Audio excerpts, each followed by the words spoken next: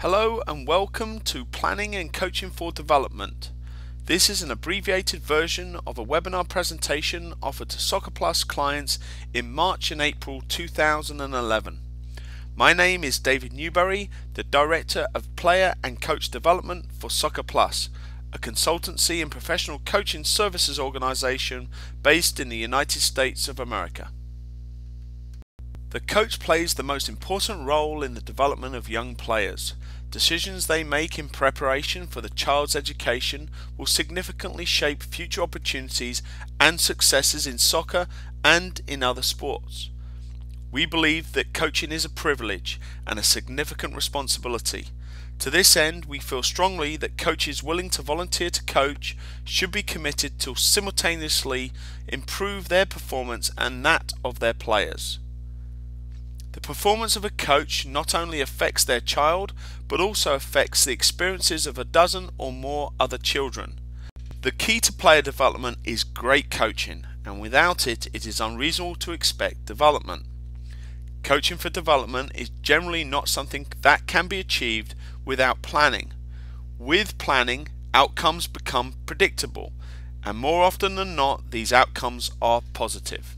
Coaches can derive a significant amount of personal benefit by planning for the development of their players. These benefits include improving the coaching performance, increasing the coach's confidence, and being able to anticipate opportunities and threats. One such example is knowing how to differentiate a session if players aren't performing as planned, or alternatively, knowing the next progression if they perform above expectation. Another benefit is maximizing the amount of on-task time both for the coach and the players, being able to select appropriate content, and importantly, inspiring confidence in others, particularly parents. The players will of course derive the greatest benefits by coaches' planned approach to development, including addressing the needs of individuals and the group, maximizing the number of touches on the ball, establishing homework activities, creating milestones or goals for the players to attain, and of course achieving significant success. Generally, a coach should not be responsible for developing their own curriculum, content or philosophy. The club, or by extension the coaching services partner, should remove the guesswork for coaches and enable the coaches to concentrate on methodology and coaching personality. The objective of any youth organization should be to make coaching easy and enjoyable and provide a supporting and nurturing environment that encourages parents to step forward and offer their help. When we start to plan for development, we should take an holistic approach. Understanding that development occurs on a continuum is important. Growth, maturation, and development is far more important than the age of the player. The first step is to look at youth development as a 15-year process, starting with players as young as 3 years old and ending with 18-year-old players moving into adulthood. The second step is to look at stages of development. Although our model suggests 2 to 3 years per stage, the actual developmental pace of the individual will determine how long they spend on each stage of development. For some children, this may be 2 or even up to 6 years. The third step is to look at the annual, or in some cases the seasonal plan. And the fourth step is to look at the session plan itself. Our research suggests that often coaches will plan for the sessions, but very few will plan annually for the stage of development or the entire developmental cycle itself. One reason for this is that few people truly understand the process of development. Another reason is that few coaches have the inclination or the time to invest in understanding and producing the plan. To this end, SoccerPlus has developed a model enabling a novice coach to perform expertly with limited prior knowledge and experience. The real key to success is to get to know your players. SoccerPlus has developed a 5-stage of development model, commencing with the entry point to the game and extending to the point where a youth player becomes an adult at the age of 18. Each stage of development is loosely based on an age range, but as we mentioned previously, age is not as important as the developmental pace of the individual. To this end, progression between stages will differ significantly between players of the same age. The red arrows represent a range of progression based on development occurring at plus or minus 2 years of chronological age. The next planning phase is the stage of development. To demonstrate the competency-based approach to player development, I will use examples from the +2 stage of development, loosely based on the ages of 6, 7 and 8. On the screen you will notice skills, techniques and knowledge that we believe a player in the second stage of development should be introduced to and in some cases become competent in by the end of the stage of development. These are just a few examples of what players need as prerequisites to be able to advance in performance on and off the field before entering stage 3. A question worth asking at this point is how many of your coaches working with players 6 to 9 years of age are planning in this way.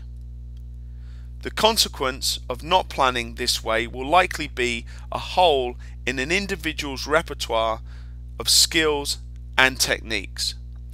Importantly, at this stage of development, the vast majority of practice time should be dedicated to individual development. This is another area where we generally are guilty of moving players too quickly into team-related activities, games and practices. This diagram represents a 12-week training program with 2 training sessions per week. On the diagram you will notice there are 4 different shaded segments, each representing 1/4 of the season or 6 training sessions. On the right hand side you will see a list of 12 competencies that we have drawn out from the competency matrix 4+2. In this plan, the movement from one segment to the other represents an increase in difficulty, challenge and intensity. Although subtle, the activities chosen and the skills are based on more advanced than the previous segment. This is of course a plan, and like any plan we probably require modification based on the performance and the reaction of the players. But one can quite easily see that there is an intent in the plan to progress the player's performance and understanding. It is also important to note that these competencies will not just be turned on and off during the season, but constantly reinforced. The 4th phase of planning is of course the session plan. There are several factors that we need to consider in planning for a session, such as players' performance and understanding, the objectives of the sessions in terms of whether we're working on technical, tactical or gameplay, the actual duration of the session, and the equipment that is available to use. In an ideal scenario, we have more than one coach with any one group, so we can differentiate the session and work with different players on different things. There is no more difficult coaching assignment for a novice coach than working with a group of players with a wide range of ability. Coaches and players alike benefit greatly from an ability-based coaching model, where a child will not dominate or be dominated by others. Assessment forms an integral part of the SoccerPlus player development model. We should use assessment when players start to play the game of soccer.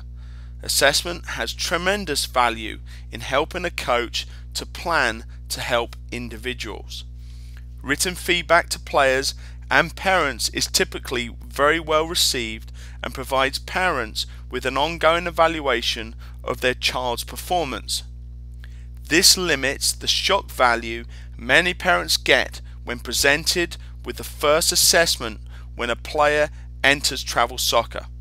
It's worth noting that travel assessments are regularly 20 to 30% inaccurate, and that can be as many as 2 to 3 players being wrongly placed on a team. One method developed by SoccerPlus to assist a coach in assessing players is the Skills Challenge Pyramid. Each stage of development has its own pyramid of progressively more difficult skills and techniques. Each SoccerPlus client has the opportunity to introduce a comprehensive assessment program for players as young as 3 and 4 years of age, formally or informally. SoccerPlus is delighted to join ice soccer and the National Standards Project, a long-term initiative to measure, benchmark and track the technical ability of over 18 million youth players in the United States. The ice soccer assessment initiatives will form part of the high performance program for SoccerPlus, a comprehensive approach to player development, encouraging players to practice their techniques in the practice sessions and in the yard at home. At each stage of development, we have developed a specific coaching formula. The characteristics and behaviours of children at each stage of development differ, and so must the approach and methodology of the coach. I've mentioned several times in the presentation the importance of progression. Knowing when a player is ready to progress from one stage of development to the next is really critical.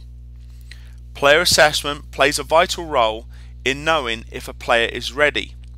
Moving the agenda forward based on the performance of a team is problematic, and certainly through the first 3 stages of development, as some players may not be ready for the next advancement. An ability-based model should provide the flexibility for players to move at a pace commensurate with their rate of development.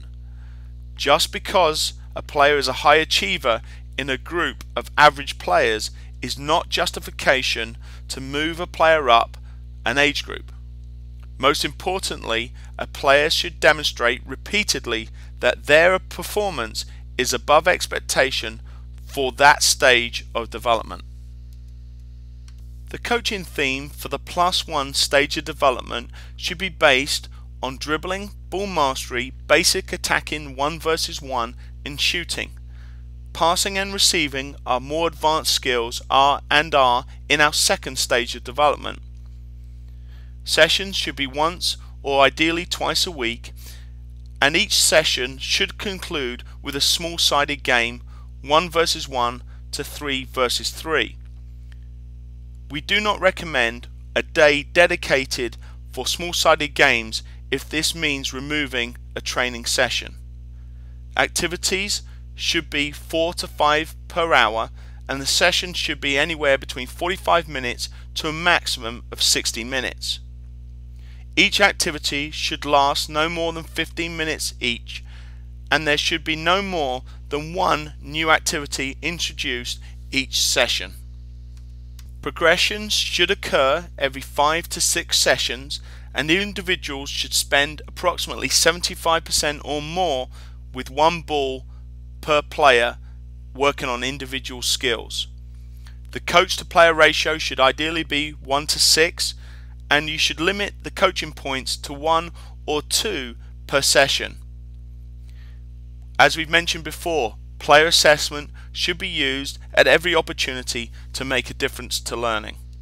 The final 2 slides of the presentation focus on tips for coaching success. The first one, and the whole theme of this presentation, has been on planning and the importance of a coach planning for player development. It's important also to follow the curriculum activities and clearly understand the developmental pace of your players. Repeating and reinforcing activities are really important with the first 3 phases of development. Assessing players should be done at every opportunity to make a difference to learning. Coaches should demonstrate or find players able to demonstrate, because players, particularly young ones, like visual demonstrations. Know your coaching points and limit them to 1 or 2 per session. Always finish with a game and base it on the theme of your training session. So if you spent half an hour working on dribbling, then allow players to win points and gain advantages by dribbling. When you have the opportunity to coach individuals, coach them when they're not on the ball and limit your instructions while they are on it to a minimum. Always have a sleever, an activity that the children love when everything else seems to fail. Where possible, keep the sessions high-paced and challenging for the players, particularly individuals. Minimize the amount of off-task time and communicate effectively with parents. This is a great opportunity to educate them. If you set soccer homework, make sure at the next session you check it. Find opportunities to teach players, particularly young ones, the rules of the games. And most importantly, be enthusiastic. I hope you've enjoyed this session, Planning and Coaching for Development. Please don't hesitate to contact me or visit our website for further information, www.soccerplus.org.